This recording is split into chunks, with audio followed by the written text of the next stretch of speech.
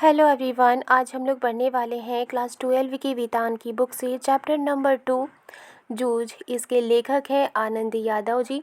आनंद यादव ने एक उपन्यास लिखी है, एक नॉवेल लिखा है जो मराठी भाषा में है, और उन्होंने उस उपन्यास में अपनी आत्मकथा लिखी है, यानी कि अपनी ज़िंदगी के बारे में उन्होंने लिखा है।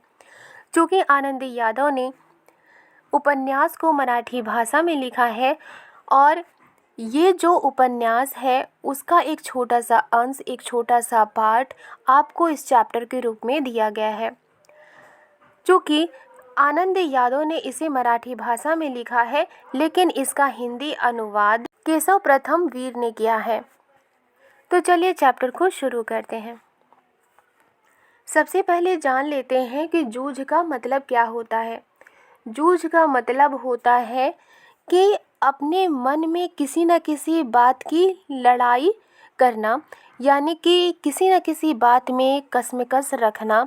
जब इंसान कभी न कभी अपने मन में, उसके मन में उथल पुथल होती है, उसके मन में कशमकश होती है, वो कई बातों के बीच में उसके मन में लड़ाइयाँ चलती हैं, तो उसे कहते हैं जूझ। इस चैप्टर में हम ये जानेंगे कि किस तरह से लेखक ये चाहते थे कि वो पढ़ाई करें, और उनके पिताजी ने उनकी पढ़ाई रोक दी थी और वो बाद में फिर पढ़ने लगे थे, और क्या उन्होंने अपने लाइफ में अचीव किया इस चैप्टर में पढ़ेंगे। यहाँ लिखा है, पाठशाला जाने के लिए मन तड़पता था, लेकिन दादा के सामने खड़े होकर ये कहने की हिम्मत नहीं होती कि मैं पढ़ने जाऊँगा।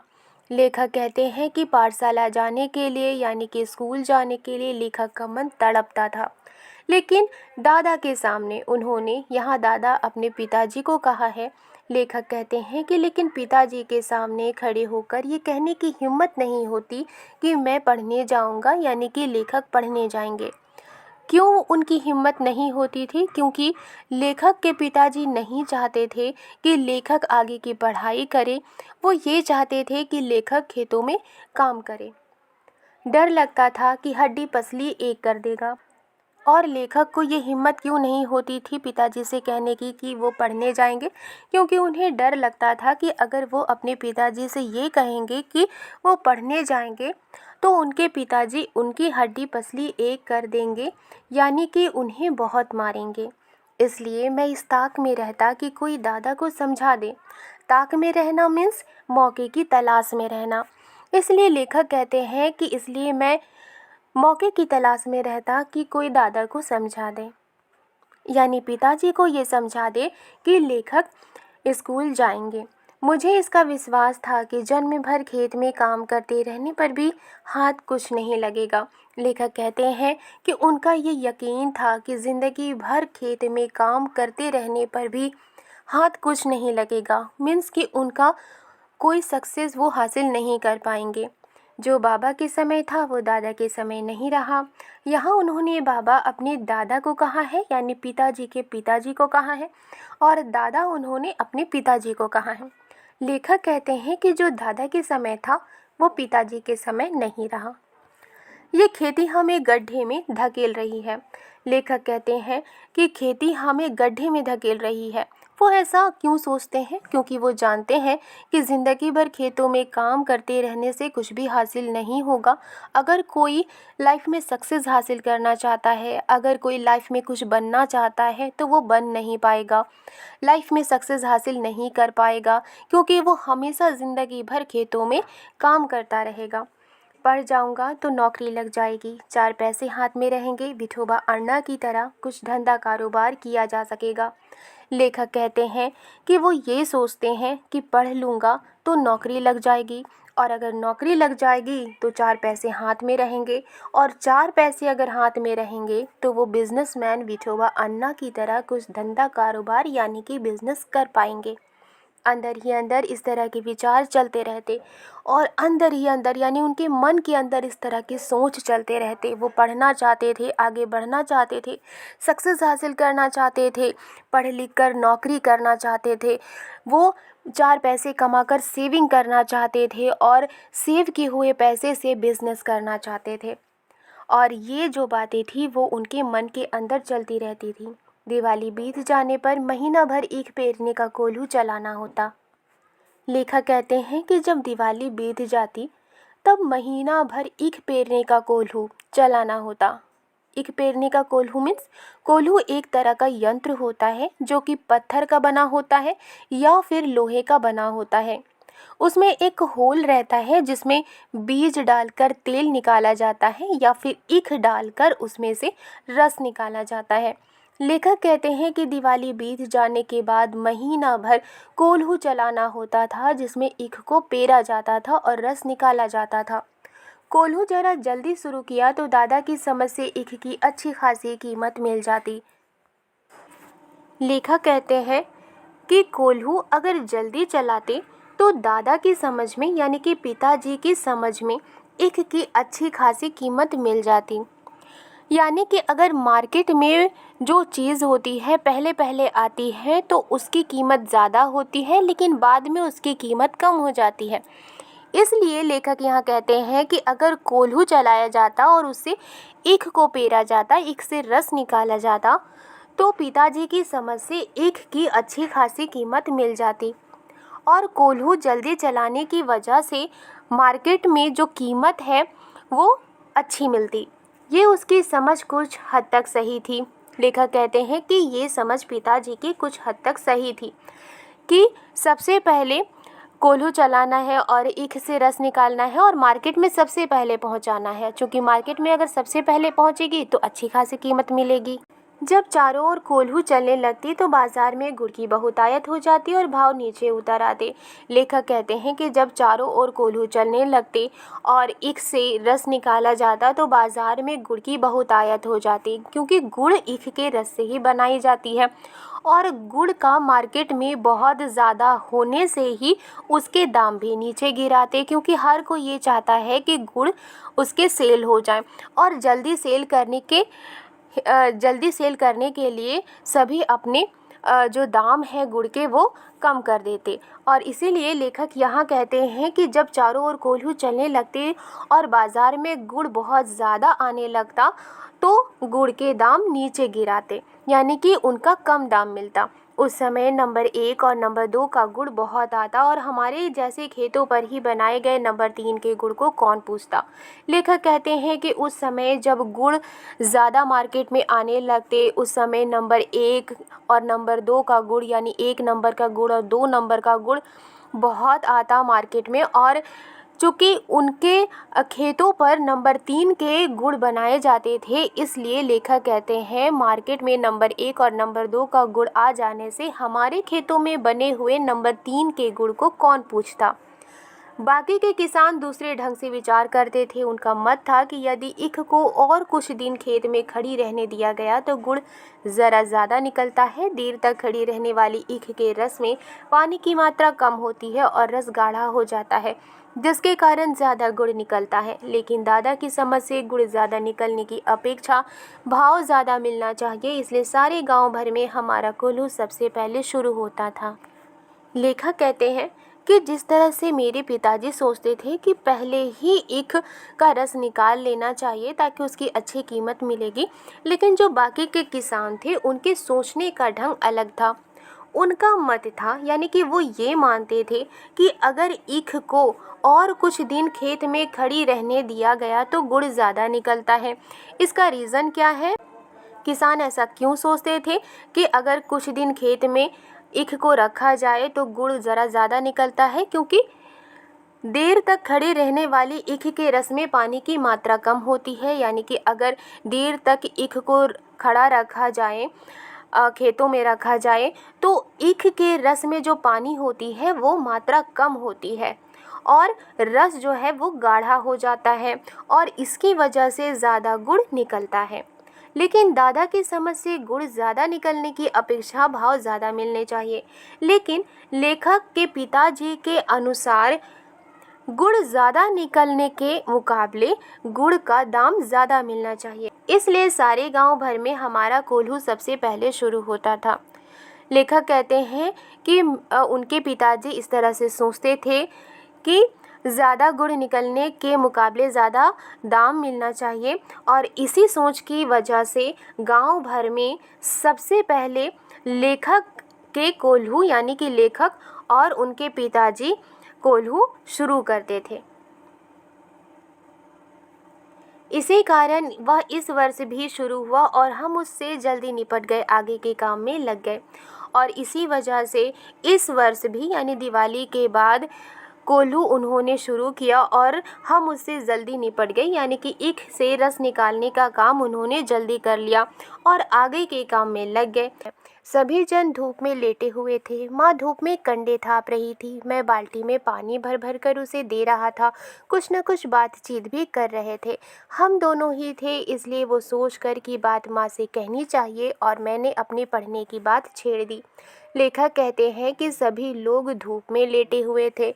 माँ धूप में कंडे थाप रही थी। कंडे मीन्स गोबर से बनाई गई उपला, जिसे ईंधन के रूप में यूज़ किया जाता है, जिसे फ्यूल के रूप में यूज़ किया जाता है ताकि आग जलाई जा सके। लेखक कहते हैं कि माँ धूप में कंडे थाप रही थी और लेखक अपनी माँ को बाल्टी में पानी भर भर कर दे रहे थे। दोनों में कुछ न कुछ बातचीत भी हो रही थी। लेखक कहते हैं कि हम दोनों ही थे, यानी वहाँ पर उस जगह उनकी माँ और लेखक ही सिर्फ थे, इसलिए वो सोचते हैं कि क्यों ना पढ़ाई की बात माँ से कहनी चाहिए और फिर वो अपनी माँ से अपने पढ़ने की बात छेड़ देते हैं। माँ ने कहा, अब तू ही बता मैं क्या करूँ। पढ़ने लिखने की बात की तो वो बरहेला सुअर की तरह गुर्राता है। तुझे मालूम है, माँ के मन में जंगली सुअर बहुत गहराई में बैठा हुआ था।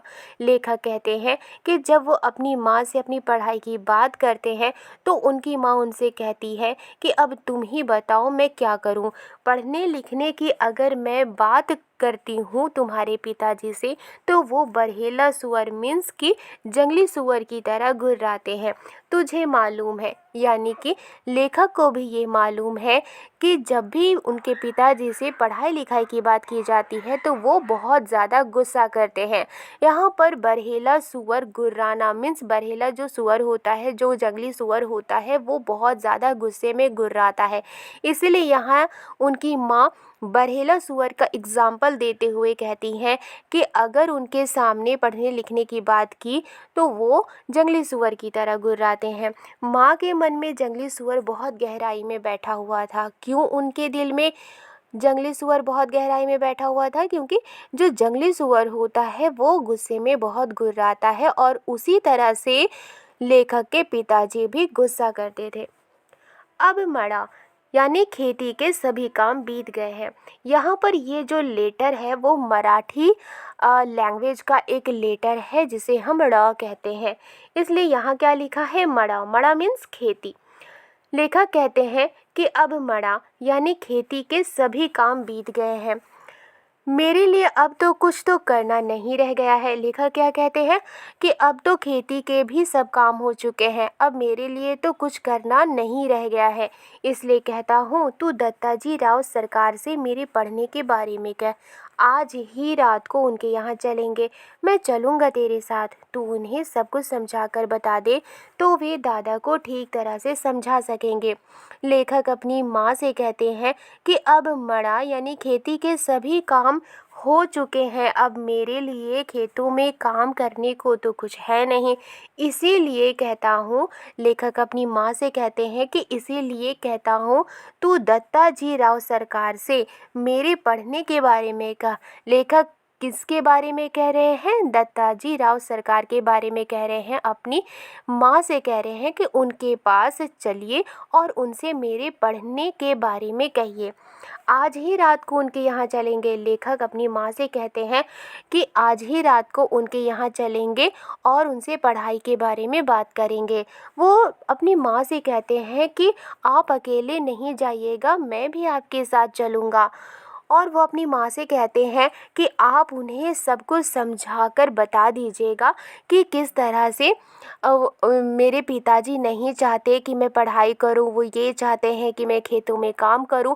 ये सब कुछ आप दत्ताजी राव सरकार को समझा कर बता दीजिएगा और आप ये भी बताइएगा कि मैं पढ़ाई करना चाहता हूं, यानी कि लेखक पढ़ाई करना चाहते हैं, तो वे दादा को ठीक तरह से समझा सकेंगे। लेखक अपनी माँ से कहते हैं कि अगर आप दत्ताजी राव सरकार को सब कुछ समझाकर बता दीजिएगा तो वे दादा को यानी पिताजी को ठीक तरह से समझा सकेंगे।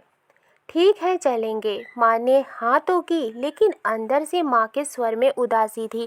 मुझे भी मालूम था कि इतना करने पर भी कोई लाभ नहीं होगा, लेकिन वो मेरा मन रखने के लिए जाने को तैयार हो गई। मेरी तड़पन वो समझती थी। 7वीं तक पढ़ाने की उसके मन में तैयारी थी, लेकिन दादा के आगे उसका बस नहीं चलता था। लेखक कहते हैं कि जब वो अपनी माँ से रिक्वेस्ट करते हैं कि वो दत्ताजी के पास जाए और लेखक के पढ़ाई के बारे में बात करे, तो उनकी माँ क्या कहती है, ठीक है चलेंगे। माँ ने हाँ तो कर दी थी, लेकिन अंदर से माँ के स्वर में उदासी थी, यानी कि उनकी माँ भी जानती थी कि इसके पिताजी गुस्सा करेंगे, इसलिए उनके स्वर में उदासी थी। मुझे भी मालूम था, लेखक कहते हैं कि मुझे भी मालूम था कि इतना करने पर भी कोई फ़ायदा नहीं होगा, लेकिन फिर भी वो मेरा मन रखने के लिए, यानी कि लेखक की माँ ने लेखक का मन रखने के लिए दत्ता जी के घर जाने को तैयार हो जाती हैं, क्योंकि वो लेखक के मन के तड़पन को समझती थी। वो जानती थी कि लेखक को पढ़ना अच्छा लगता है, वो जानती थी कि लेखक पढ़ना चाहते हैं, इसलिए वो उनके मन के तड़पन को समझती थी। और उनकी माँ को भी ये लगता था कि वो लेखक को कम से कम 7वीं तक भी पढ़ाए। लेखक की माँ के मन में लेखक को 7वीं तक पढ़ाने की तैयारी थी, लेकिन दादा के आगे उसका बस नहीं चलता था। लेकिन लेखक के पिताजी लेखक को पढ़ाना नहीं चाहते थे, इसलिए लेखक की माँ का लेखक के पिताजी के आगे बस नहीं चलता था। रात को मैं और माँ दत्ताजी राव देसाई के यहाँ गए। माँ ने दीवार के सहारे बैठकर दत्ताजी राव से सब कुछ कह दिया। रात के वक्त उनकी माँ और लेखक दत्ताजी राव देसाई के घर जाते हैं, और जब माँ उनके यहाँ पहुँचती है और वहाँ जाकर वो दीवार के सहारे बैठ जाती है और दत्ताजी राव से सब कुछ कह देती है कि लेखक पढ़ना चाहते हैं, लेकिन लेखक के पिताजी उसे पढ़ने नहीं दे रहे हैं। वे भी इस बात से सहमत हो गए और दत्ताजी भी इस बात से सहमत हो गए, इस बात से राज़ी हो गए कि लेखक को पढ़ना चाहिए और लेखक स्कूल जाएंगे। माँ ने ये भी बताया कि दादा सारे दिन बाज़ार में रखमाबाई के पास गुजार देता है। माँ ने दत्ताजी से ये भी कहा कि दादा यानी लेखक के पिताजी सारे दिन बाज़ार में रखमाबाई के पास, यानी कि रखमाबाई शायद कोई नाचने वाली होगी। वो कहती हैं कि लेखक के पिताजी सारा दिन बाजार में रखमाबाई के पास वक्त गुजार देते हैं, खेती के काम में हाथ नहीं लगाता है। माँ ने देसाई को ये विश्वास दिला दिया कि दादा को सारे गांव भर आज़ादी के साथ घूमने को मिलता रहे, इसलिए उसने मेरा पढ़ना बंद कर मुझे खेती में जोत दिया है। लेखक की माँ ने दत्ता को ये विश्वास दिलाया, दत्ताजी राव देसाई को ये यकीन दिला दिया कि लेखक के पिताजी सारे गांव भर आज़ादी के साथ घूमने को मिलता रहे, यानी कि लेखक के पिताजी ये चाहते हैं कि वो सारे गांव भर में वो आज़ादी के साथ घूमते रहे। इसलिए उसने यानी कि लेखक के पिताजी ने लेखक का पढ़ना बंद करवा दिया है और उन्हें खेती में लगा दिया है। लेखक की माँ ने देसाई को ये यकीन दिला दिया कि दादा को यानी कि लेखक के पिताजी को सारे गांव भर में आज़ादी के साथ घूमने को मिलता रहे, इसलिए लेखक के पिताजी ने लेखक का पढ़ना बंद करा दिया और उसे खेती में लगा दिया। यह सुनते ही देसाई दादा चिढ़ गए और बोले, आने दे अब उसे, मैं उसे सुनाता हूँ कि नहीं अच्छी तरह देख। ये सुनते ही देसाई दादा चिढ़ गए, यानी कि जो दत्ताजी थे वो चिढ़ जाते हैं और बोलते हैं आने दे अब उसे, यानी वो कहते हैं कि लेखक के पिताजी को आने दे, मैं उसे सुनाता हूँ कि नहीं अच्छी तरह देख, यानी कि अब मैं उसे अच्छी तरह सुनाता हूँ। उठते उठते मैंने भी दत्ताजी राव से कहा, अब जनवरी का महीना है, अब परीक्षा नज़दीक आ गई है, मैं यदि अभी भी कक्षा में जाकर बैठ गया और पढ़ाई की दुहराई कर ली तो 2 महीने में 5वीं की सारी तैयारी हो जाएगी और मैं परीक्षा में पास हो जाऊंगा। इस तरह मेरा साल बच जाएगा। अब खेती में ऐसा कुछ काम नहीं है, मेरा पहले ही 1 वर्ष बेकार में चला गया है। जाते जाते लेखक दत्ता जी राव से कहते हैं कि अब जनवरी का महीना है, अब एग्ज़ाम भी नज़दीक आ गई है। मैं अगर अभी भी क्लास में जाकर बैठ गया और पढ़ाई को मैंने दोहरा लिया तो 2 महीने में मैं क्लास 5 की 5वीं कक्षा की सारी तैयारी कर लूँगा और मैं परीक्षा में पास हो जाऊँगा। इस तरह से मेरा यानी कि लेखक का साल बच जाएगा। अब खेती में ऐसा कोई काम नहीं है जिसे मैं करूं और इसलिए मुझे पढ़ने दिया जाए और मेरा पहले ही 1 साल बेकार में चला गया है। ठीक है, अब तुम दोनों अपने घर जाओ। जब वो आ जाए तो मेरे पास भेज देना और उसके पीछे से घड़ी भर बाद में तू भी आ जाना रे छोरा। दत्ता जी कहते हैं ठीक है, अब तुम दोनों अपने घर जाओ। जब वो घर आ जाए तो मेरे पास भेज देना। और वो लेखक से कहते हैं कि उसके पीछे से यानी कि कुछ देर के बाद तुम भी आ जाना। छोरा, छोरा मीन्स लड़का। वो लेखक से क्या कहते हैं कि जब तुम्हारे पिताजी मेरे पास आ जाएंगे तो उसके कुछ देर के बाद तुम भी आ जाना। जी कहकर हम खड़े हो गए। दत्ता जी की बातों को सुनकर दोनों जी कहकर खड़े हो जाते हैं। उठते उठते हमने ये भी कहा कि हमने यहाँ आकर ये सभी बातें कही हैं, ये मत बता देना, नहीं तो हम दोनों की खैर नहीं है। माँ अकेली साग भाजी देने आई थी, ये बता देंगे तो अच्छा होगा। उठते उठते लेखक और उनकी माँ दत्ता जी से क्या कहते हैं कि हमने यहाँ आकर आपसे ये सारी बातें कही हैं, ये लेखक के पिताजी को मत बता दीजिएगा, नहीं तो हम दोनों की खैर नहीं है। लेखक कहते हैं कि पिताजी को ये बता दीजिएगा कि माँ अकेली साग भाजी देने आई थी। अगर आप ये बात पिताजी को बता देंगे तो अच्छा होगा। ठीक है, मुझे जो करना है मैं करूँगा। देख, उसके सामने ही तुझसे कुछ पूछूंगा तो निडर होकर साफ साफ उत्तर देना, डरना मत। दत्ता जी लेखक को कहते हैं कि ठीक है, मुझे जो करना है मैं करूँगा।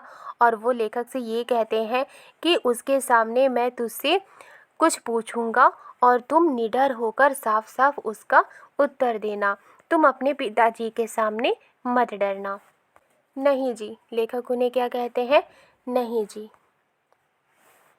मैं माँ के साथ लौट आया। 1 घंटा रात बीते, दादा घर पर आया, मैं घर में ही था। लेखक और उनकी माँ घर वापस आ जाते हैं और 1 घंटा बीत जाने के बाद लेखक के पिताजी घर आते हैं। लेखक घर में ही थे। आते ही माँ ने दादा से कहा, साग भाजी देने देसाई सरकार के यहाँ गई थी तो उन्होंने कहा कि बहुत दिनों से तेरा मालिक दिखाई नहीं दिया है, खेत से आ जाने पर ज़रा इधर भेज देना। जब लेखक के पिताजी घर आते हैं, घर आते ही लेखक की माँ लेखक के पिताजी से कहती हैं कि साग भाजी देने देसाई सरकार के यहाँ गई थी तो देसाई सरकार ने कहा कि बहुत दिनों से तेरा मालिक यानी कि तुम्हारा पति दिखाई नहीं दिया है, जब वो खेत से आ जाए तो मेरे पास भेज देना। कुछ काम वाम था? दादा ने अधीरता से पूछा। लेखक के पिताजी ने लेखक की माँ से पूछा कि कुछ काम वाम था? मुझे तो कुछ बताया नहीं उन्होंने। लेखक की माँ कहती है कि मुझे तो कुछ नहीं बताया उन्होंने, तो मैं हो आता हूँ। अब तक तू रोटियां सेक ले, गणपा आए तो उसे खेतों पर भेज देना पहले ही। लेखक के पिताजी कहते हैं कि तो फिर मैं वहाँ से हो आता हूँ, तब तक तुम रोटियां बना लो। गणपा आए यानी कि वो किसी का नाम लेकर कहते हैं कि अगर वो आए, गणपा आए तो उसे खेतों पर पहले ही भेज देना। दादा तुरंत उठ खड़ा हुआ।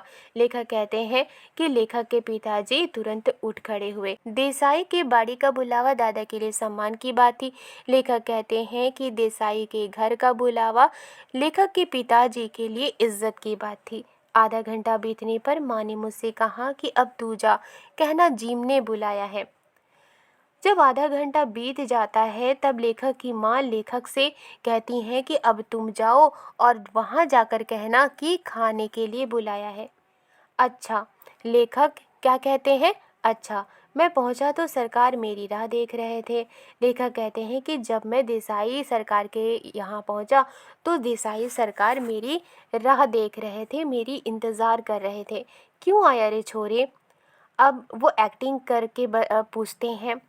जो देसाई सरकार है वो लेखक से एक्टिंग करके पूछते हैं, क्यों आया रे छोरे, यानी कि क्यों आए यहाँ लड़के? दादा को बुलाने आया हूँ, अभी खाना नहीं खाया है।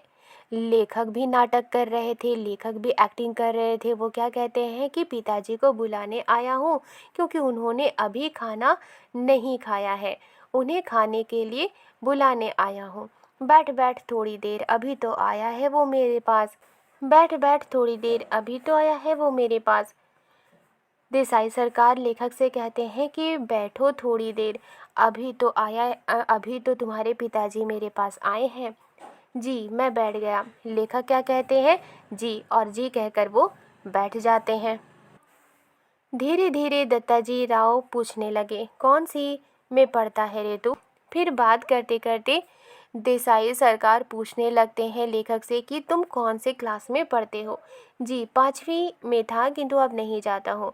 लेखक क्या कहते हैं देसाई जी को कि 5वीं में था, यानी कि क्लास 5 में था, लेकिन अब स्कूल नहीं जाता हूँ। देसाई सरकार नाटक करके पूछते हैं, क्यों रे? यानी क्यों? दादा ने मना कर दिया है, खेतों में पानी लगाने वाला कोई नहीं है। लेखक एक्टिंग करके बोलते हैं, नाटक करके बोलते हैं कि पिताजी ने मना कर दिया है स्कूल जाने के लिए क्योंकि खेतों में पानी लगाने वाला कोई नहीं है। क्यों रत्नप्पा? दत्ता जी, यानी जिसे लेखक ने देसाई सरकार भी कहा है, वो लेखक के पिताजी से पूछते हैं, क्यों रत्नप्पा? हाँ जी, लेखक के पिताजी उन्हें क्या कहते हैं? हाँ जी। फिर तू क्या करता है? सरकार ने दादा से जिरह करना शुरू कर दिया तो सारा इतिहास बाहर निकल आया। लेखक कहते हैं कि जब उन्होंने देसाई जी को यानी दत्ता जी को ये कहा कि मेरे पिताजी ने मना कर दिया है कि तुम्हें स्कूल नहीं जाना है क्योंकि खेतों में पानी लगाने वाला कोई नहीं है। इस पर दत्ता जी कहते हैं, लेखक के पिताजी से कहते हैं कि फिर तू क्या करता है? सरकार ने दादा से जिरह करना शुरू किया, यानी सरकार ने लेखक के पिताजी से तर्क करना शुरू किया तो सारा इतिहास बाहर निकल आया। दत्ता जी लेखक के पिताजी के ऊपर बहुत गुस्सा करते हैं। उन्होंने दादा की खूब हजामत बनाई, यानी कि उन्होंने लेखक के पिताजी को बहुत सारी बातें सुनाई। देसाई के मड़ा यानी खेत को छोड़ देने के बाद दादा का ध्यान किसी काम की तरफ नहीं रहा। मन लगाकर वो खेत में श्रम नहीं करता है, फसल में लागत नहीं लगाता है, लुगाई और बच्चों को काम में जोतकर किस तरह खुद गांव भर में खुले सांड की तरह घूमता है और अब अपनी मस्ती के लिए किस तरह छोरा के जीवन की बलि चढ़ा रहा है, ये सब उन्होंने सुनाया। लेखक के पिताजी को दत्ता जी किस तरह से डांटते हैं?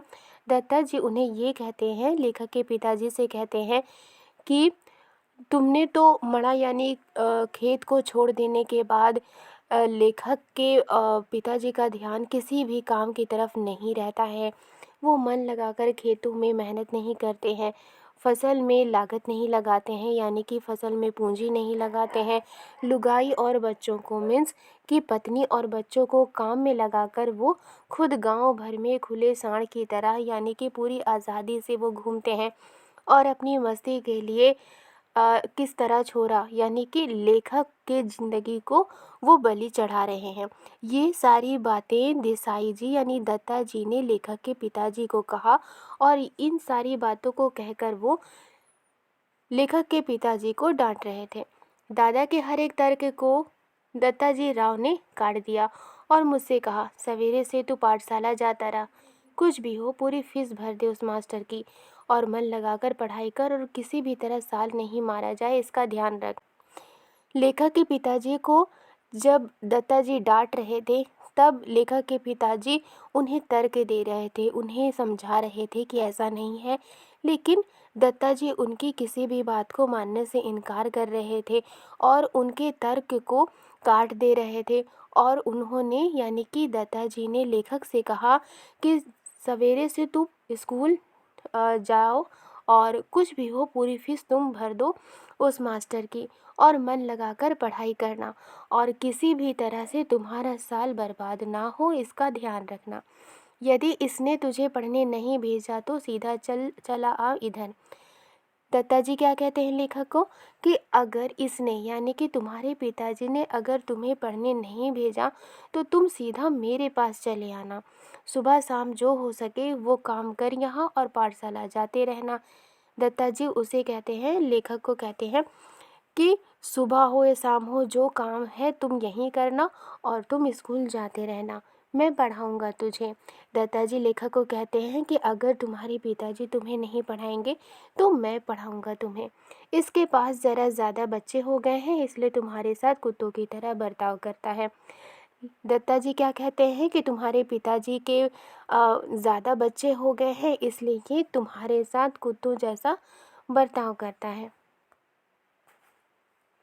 मैंने मना कब किया है जी, इसको ज़रा गलत सलत आदत पड़ गई थी इसलिए पाठशाला से निकालकर ज़रा नज़रों के सामने रख लिया है। लेखक के पिताजी ने क्या कहा? लेखक के पिताजी ने दत्ता जी से कहा कि मैंने इसे स्कूल जाने से कब मना किया है, वो तो इसको ज़रा गलत आदत पड़ गई थी इसलिए मैंने स्कूल से इसे निकाल कर अपनी नज़रों के सामने रख लिया है ताकि ये गलत आदत इसे ना पड़े। कैसी आदतें? दत्ता जी उनसे पूछते हैं कि कैसी आदतें?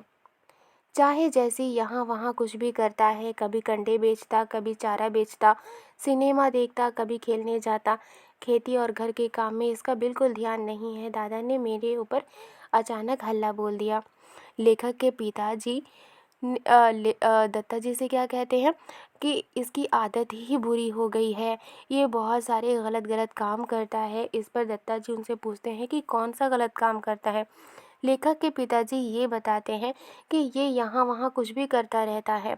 कभी ये कंडे बेचता है, मीन्स कि कभी ये उपला बेचता है, कभी चारा बेचता है, और कभी सिनेमा देखने जाता है, कभी खेलने जाता है। खेती और घर के काम में लेखक का बिल्कुल भी ध्यान नहीं है। दादा ने मेरे ऊपर अचानक हल्ला बोल दिया, यानी लेखक कहते हैं कि उनके पिताजी ने अचानक उन्हीं पर इल्ज़ाम लगाना शुरू कर दिया। क्यों रे छोकरे? उनकी बातों को सुनकर दत्ता जी कहते हैं लेखक से कि क्यों रे छोकरे? नहीं जी, कभी एक बार मेले में पटा पर पैसे लगा दिए थे तो दादा तो कभी भी सिनेमा के लिए पैसे नहीं देते हैं, इसलिए खेत पर गोबर बीन बीन कर माँ से कंडे थपवा लिए थे और उन्हें बेचकर ही कपड़े भी बनवाए थे। उसी समय एक बार सिनेमा भी गया था, मैंने भी झूठ सच मिलाकर ठोक दिया। लेखक दत्ता जी से क्या कहते हैं, उनकी बातों को सुनकर कहते हैं कि नहीं जी, एक बार मैंने मेले में पटा पर पैसे लगा दिए थे, क्योंकि पिताजी तो कभी भी सिनेमा देखने के लिए पैसे देते नहीं हैं, इसलिए मैंने खेत से गोबर चुन चुन कर माँ से कंडे थपवा लिए थे, मीन्स के उपले बनवा लिए थे, और उन्हें बेचकर ही कपड़े बनवाए थे। उसी समय एक बार सिनेमा भी गया था। लेखक कहते हैं कि मैंने भी झूठ सच मिलाकर दत्ता जी से कह दिया। अब ये सब बंद कर और सिर्फ पढ़ाई में मन लगा, नापास नहीं हुआ है कभी।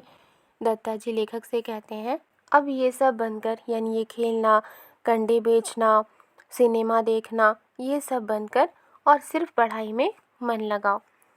कभी फेल नहीं ना हुआ है? लेखक कहते हैं नहीं जी, पाठशाला जाना ही बंद करा दिया, इसलिए परीक्षा में नहीं बैठा हूँ। लेखक दत्ता जी से कहते हैं कि नहीं जी, पिताजी ने स्कूल ही जाना बंद करा दिया, इसीलिए परीक्षा में नहीं बैठा हूँ। अच्छा अच्छा, अब तू घर जा और सवेरे से पाठशाला चल जाने लग। दत्ता जी लेखक से कहते हैं अब तुम घर जाओ और सुबह से स्कूल जाओ। जी, मैं उठ खड़ा हुआ। बाहर निकलते निकलते मैंने सुना, अरे बच्चे की जात है, एक आध वक्त सिनेमा चला गया तो क्या हुआ, एक आध बार खेलने में लग गया तो क्या हुआ, इस बात पर उसका पढ़ना लिखना बंद कर देना है क्या? दत्ता जी ने लेखक से कहा कि अब तुम घर जाओ और सुबह से स्कूल जाना। लेखक उनकी बातों को सुनकर कहते हैं जी, और वो उठ खड़े होते हैं। जब वो बाहर निकलते हैं, बाहर निकलते निकलते वो ये सुनते हैं कि दत्ता जी उनके पिताजी से कह रहे हैं कि अरे बच्चे की जात है, अगर एक दो बार सिनेमा चला गया तो क्या हुआ, अगर एक दो बार खेलने में लग गया तो क्या हुआ, क्या इसकी वजह से तुम उसका पढ़ना लिखना बंद कर दोगे? ये कौन कह रहे हैं? दत्ता जी लेखक के पिताजी से कह रहे हैं। आज के लिए बस इतना ही। वीडियो पसंद आई है तो लाइक एंड सब्सक्राइब करना मत भूलिएगा। मिलती हूँ नेक्स्ट वीडियो में। Thank you.